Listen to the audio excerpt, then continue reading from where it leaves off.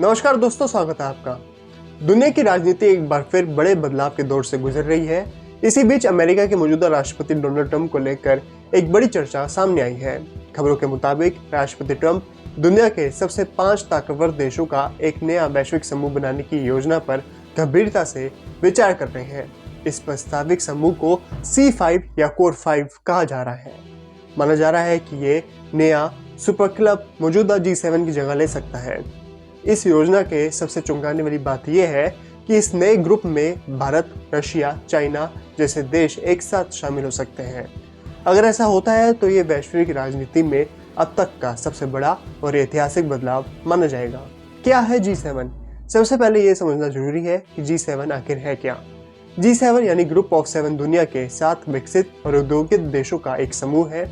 इसमें शामिल है America, Britain, France, Germany, Italy, Canada और जापान। ये समूह कई वर्षों से वैश्विक अर्थव्यवस्था, सुरक्षा, जलवायु परिवर्तन और अंतर्राष्ट्रीय राजनीति से जुड़े बड़े फैसलों पर चर्चा करता रहा है। लेकिन समय के साथ G7 पर यह आरोप लगने लगे कि ये सिर्फ पश्चिमी देशों का क्लब बनकर रह गया है और इसमें एशिया, अफ्रीका और उभरती वैश्विक शक्तियों की सही भागीदारी नहीं है। राष्ट्रपति ट्रंप G7 से क्यों ना खुश है?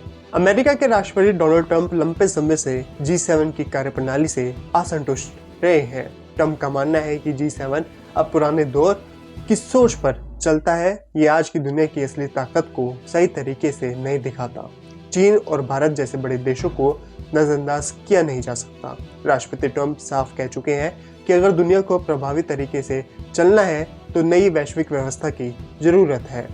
अब सवाल उठता है कि C5 आखिर है क्या?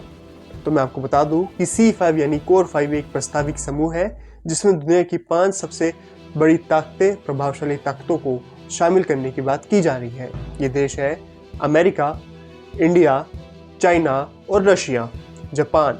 ये 5 देशों का ऐसा समूह बनाया जा रहा है जो C5 कहा जाएगा। राष्ट्रपति ट्रंप के इस विचार के पीछे तर्क ये है कि दुनिया की बड़ी आबादी का प्रतिनिधित्व ये 5 देश करते हैं, सैन्य शक्ति के मामले में बेहद मजबूत है, वैश्विक अर्थव्यवस्था पर सीधा असर डाल सकते हैं। G7 और C5 में क्या फ़र्क होगा ये भी आपको बताते हैं। अगर C5 बनता है तो ये कई मायनों में G7 से बिल्कुल अलग होगा। G7 में ज़्यादातर पश्चिमी देश है, जबकि C5 में एशिया की बड़ी ताकतें शामिल होंगी। C5 में विचारधारा से ज़्यादा ताकत और प्रभाव को प्राथमिकता मिलेगी। जनसंख्या, सैन्य शक्ति और राजनीतिक असर को मुख्य आधार माना जाएगा। सीधे शब्दों में कहे तो C5 ताकत का क्लब होगा, न कि सिर्फ अमीर देशों का समूह। भारत को क्यों मिल रही है जगह? C5 में भारत का नाम शामिल होना अपने आप में ही एक बड़ी बात है। इसके पीछे कई ठोस वजह है। भारत दुनिया की सबसे बड़ी आबादी वाला देश है। भारत तेजी से बढ़ती हुई अर्थव्यवस्था है। भारत की सैन्य ताकत लगातार मजबूत हो रही है।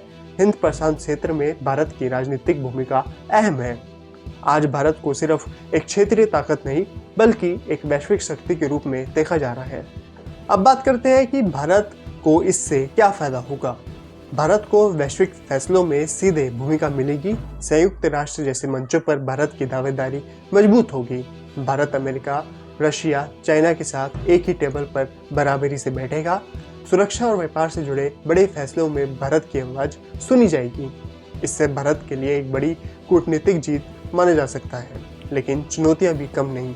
हालांकि इस प्रस्ताव के साथ कुछ गंभीर चुनौतियां भी जुड़ी हैं। भारत और चीन के बीच सीमा विवाद, रशिया और पश्चिमी देशों के बीच तनाव, अमेरिका और चीन की तेज होती राजनीतिक प्रतिस्पर्धा।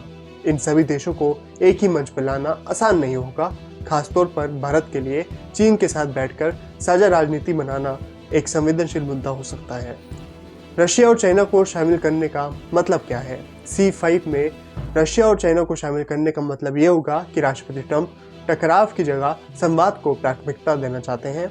उनका मानना है कि अगर दुनिया की सबसे बड़ी ताकतें आपस में बातचीत करेंगी तो युद्ध की संभावना कम होगी। यह हैरानी की बात है कि ट्रंप इतना सोच भी सकते हैं। वैश्विक स्थिरता बढ़ेगी, आर्थिक सहयोग के नए रास्ते खुलेंगे। हालांकि आलोचकों का कहना है कि इससे लोकतांत्रिक मूल्यों को नुकसान भी पहुंच सकता है। यूरोप और नेटो को इससे चिंता क्यों हो रही है? अगर C5 बनता है तो G7 कमजोर होता है, तो इसका सबसे ज्यादा असर यूरोप और नेटो पर पड़ेगा। यूरोप की वैश्विक भूमिका घट सकती है। अमेरिका का राजनीतिक फोकस एशिया की ओर बढ़ सकता है या शिफ्ट हो सकता है।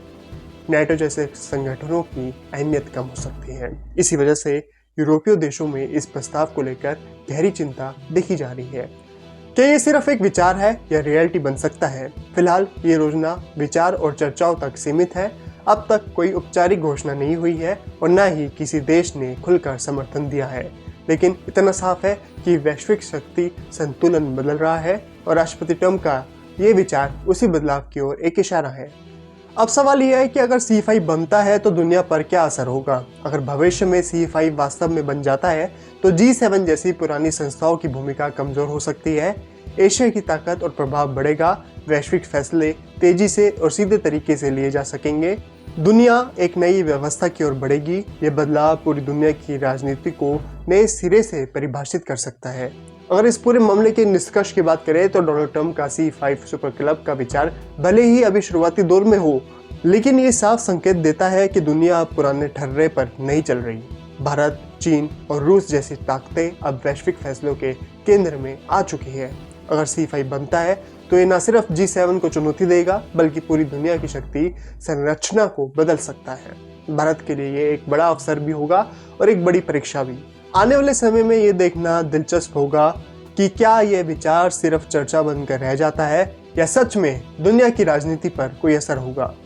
आपकी क्या राय है? कमेंट बॉक्स खुला है। G7 वर्सेस C5 अभी आप जाके बता सकते हैं।